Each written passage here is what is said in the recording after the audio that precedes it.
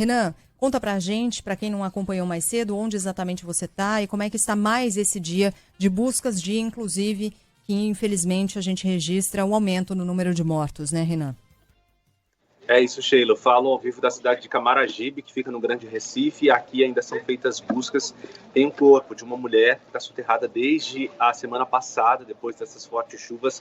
As equipes de resgate estão aqui agora com apoio de retroescavadeira para tentar tirar a lama e facilitar o acesso dos resgatistas. É muito difícil andar por aqui. Tem muitas ladeiras nessa cidade, ladeiras com paralelepípedos, e esses paralelepípedos são cobertas, às vezes, por camadas finas ou muito grossas de lama. É até difícil para os próprios socorristas caminharem por aqui, acabam escorregando. Para as pessoas que moram aqui no entorno, é bem difícil caminhar também. Os bombeiros disseram que estão bem perto de chegar, de encontrar o corpo dessa mulher. Ela é irmã, morreram soterradas na semana passada. O corpo da irmã já está no IML e a família está esperando agora encontrar o corpo dessa senhora, Mércia, para ser sepultada junto com a irmã Ruth, as duas, algumas das vítimas dessa tragédia aqui no Grande Recife. O número de mortos aumentou, passou de 120 para 122. Os dois últimos corpos foram encontrados ontem à noite e agora de manhã, logo no comecinho da manhã, perto de 6h30, 6h40, e ainda outras 3 pessoas, além dessa senhora aqui, desaparecidas, né, que podem estar soterradas nesses deslizamentos no Grande Recife. Eu estive agora lá em cima para ver o trabalho dos bombeiros. O acesso por lá é muito difícil, o sinal também não é dos melhores, por isso eu não estou falando com vocês ao vivo de lá. É muito difícil subir, é muito difícil chegar até lá por causa da lama, e também o trabalho está acontecendo ali de forma bastante intensa com as máquinas pesadas, e isso afeta o trabalho. A gente acaba às vezes atrapalhando, né, o trabalho dos bombeiros, e nem de longe a gente quer fazer isso. Então eu estive lá para ver como é que estão os trabalhos. Há o apoio também de cães farejadores dos bombeiros que estão lá ajudando nessas buscas. E aqui embaixo, perto da base de apoio da comunidade, eu conversei com o Edson Falcão. Ele explicou como eles estão recebendo doações e ajudando as pessoas. O Edson é uma das pessoas que vive a casa interditada, comprometida, e ele está sem ir ao trabalho. Ele ajudou nas buscas, ele mostrou os pés dele, feridos desse trabalho, que estava sem bota, né? Tem muita gente pisando na lama aqui só de chinelo, às vezes com o pé descalço. Logo no começo, nos primeiros dias, ele esteve junto com outros vizinhos também nesse combate, tentando socorrer as pessoas que estavam soterradas, e ele me contou que agora tem organizado essas doações junto com a ajuda aí de outras pessoas aqui da comunidade. Vamos ouvir. Os moradores estão doando, porque o governo não colabora com a gente. Tá aí, a gente tá nessa situação, barreira caindo, casa demolindo, e nada do governo vir aqui. Ninguém veio, nenhum representante falar com vocês? Ninguém. Defesa Civil passa, claro, tem que dar prioridade aqui ao corpo que está soterrado ainda. Os 2, foi tirado um, e agora tem outro para ser tirado. São irmãs. Então estão aguardando outro corpo para poder fazer o sepultamento. Para fazer uma coisa só, um sofrimento só. Entendeu? Uhum. Então a gente tá aqui nessa luta. E o que tem aí de doação de comida? Me descreve o que tem lá. Olha, vem cuscuz com charque, cuscuz com salsicinha, pão com mortadela, queijo, guaraná, água mineral, estão doando muito. Para quem precisa, que tá precisando assim de alimento, vem uma cestinha básica, a gente sai distribuindo para quem vê, que tá precisando mais. E assim a gente vai. E vem de onde essas doações? Quem que doa? Comunidade. Tem umas entidades que tá doando.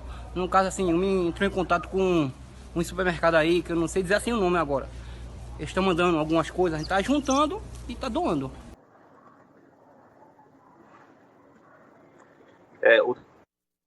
Outros moradores disseram, mas sem gravar comigo, que estão fora de casa, e tem algumas situações, alguns detalhes que nos tocam bastante, né? Claro, e a gente não está comparando sofrimentos nem nada disso.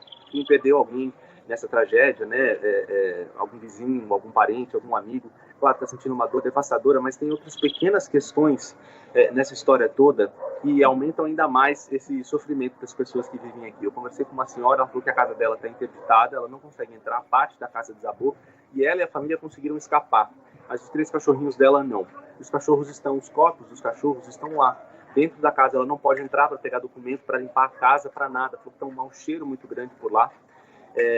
E ela disse que não recebe resposta da Defesa Civil, da Prefeitura, do que pode fazer, para quem ela tem que ir procurar, quem ela tem que recorrer. Ela está dormindo na casa de amigos. A história do Edson, que a gente ouviu agora há pouco, ele feriu os pés ele não está conseguindo andar direito. Isso, claro, ferir os pés comparando com alguém que morreu, são coisas muito diferentes, mas ao mesmo tempo ele está incapacitado, ele não consegue se locomover, não consegue dar um apoio maior, não consegue ir ao trabalho dele. Então, as pessoas aqui, todas as pessoas foram afetadas de alguma forma, em diferentes intensidades, em diferentes dimensões, mas todos foram afetados por essa tragédia. Quanto mais vai passando o tempo, mais as pessoas vão ficando angustiadas. Já era para ter achado, elas dizem. Por que não acha? Cadê esses corpos? Tem que sepultar essas pessoas dignamente. Então, desde ontem já, até porque não tem a chuva, então não tem aquela memória da semana passada, elas não estão exatamente com medo da barreira descer, está só feito esse trabalho de buscas e de limpeza, as pessoas estão bem angustiadas, né, de quando isso vai acabar, de quando esse maquinário vai embora, quando tudo vai ficar limpo, para ver se elas conseguem voltar, retomar alguma normalidade da vida. Sem dúvida. E o Renan tocou num aspecto super importante, né? A tragédia de cada um é a tragédia de cada um. A dor de cada um é a dor de cada um. E ela tem de ser respeitada na sua dimensão. Não cabe nenhuma comparação nunca. Merece o nosso respeito, a nossa solidariedade, independentemente de qual seja a situação no meio dessa tragédia. Então, a nós cabe respeitar, ser solidário, ajudar na medida do possível e a nós, jornalistas, é claro, dar voz a essas pessoas e cobrar o poder público. Tragédias assim não podem continuar acontecendo e elas se tornaram normais no Brasil. A gente está falando do Recife agora, mas a gente estava falando de Petrópolis meses atrás, a gente estava falando do Guarujá meses atrás. Bahia, lembra quando começou a campanha da Band? Exatamente. Então é inaceitável que as pessoas continuem morrendo debaixo de lama, debaixo de escombro, porque eventualmente não foi feita uma política habitacional correta, adequada, atendendo toda essa população, ou porque pessoas moram em áreas de risco e ninguém mora em área de risco porque acha legal, super divertido ficar se arriscando diariamente. Essas pessoas muitas vezes são empurradas a essa condição. E o poder público também tem responsabilidade em relação a isso, a retirar essas pessoas. Ou oferecer obras de contenção. É possível, mesmo em locais como é o caso do Recife, em que boa parte da população mora em áreas de morro, tem como. Tem obras de contenção. Quem está falando é a Sheila, jornalista? Não, engenheiros, muitos, com os quais a gente conversou. Especialistas em gerenciamento de risco. É possível. Inclusive, a gente já falou de cidades. Em Santos, no litoral de Santos, se não me engano, tem uma obra ali de contenção que foi realizada também e conseguiu dar conta de segurar uma parte ali das casas, de garantir mais segurança a essas pessoas que moram nessa condição. Então, esse também é um outro aspecto, a gente cobrar o poder público para que essas tragédias não continuem acontecendo.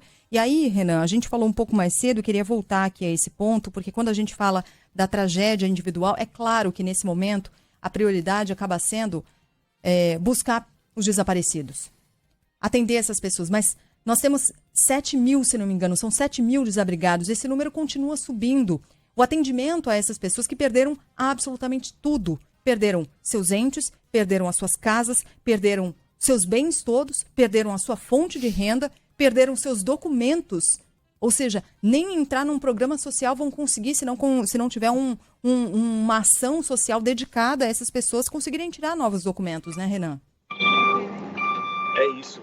E Sheila, essas pessoas, né, como eu disse, você disse, eu tinha falado mais cedo, tem essa questão, as pessoas não estão podendo entrar em casa para recuperar seus documentos. E tem uma coisa, assim, eu não sou aqui de Recife, né, já vim aqui algumas vezes, conheço muitas pessoas daqui, tenho algumas relações aqui no Recife, mas com o olhar da reportagem, com o olhar da rua, a gente vai percebendo algumas coisas, né?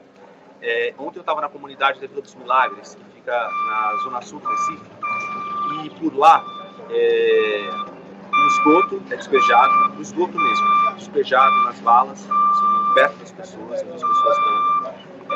Então você vai percebendo os níveis de falta de dignidade para essas pessoas. E do outro lado, a Vila dos Milagres fica exatamente às margens da BR-101. E desse trecho que corta Recife, é uma via muito importante para o trânsito da cidade. De um lado, tem a comunidade da Vila dos Milagres, do outro lado é uma área verde. Do outro lado, do lado da área verde, tem um ponto de ônibus. E só tem gente do outro lado. Para as pessoas pegarem o ponto, elas têm que atravessar. E não tem passarela. Eu olhei para os dois lados, aqui tem muitas áreas planas, né? Então você consegue ver até longe. Eu não vi passarela. E as pessoas, para pegar um ônibus, e nem todos os ônibus estavam parando, eu não sei também se nem todos param ali, se tem alguma sinalização indicando quais são os coletivos que param naquele ponto ali. Mas as pessoas atravessam uma BR para pegar um transporte coletivo.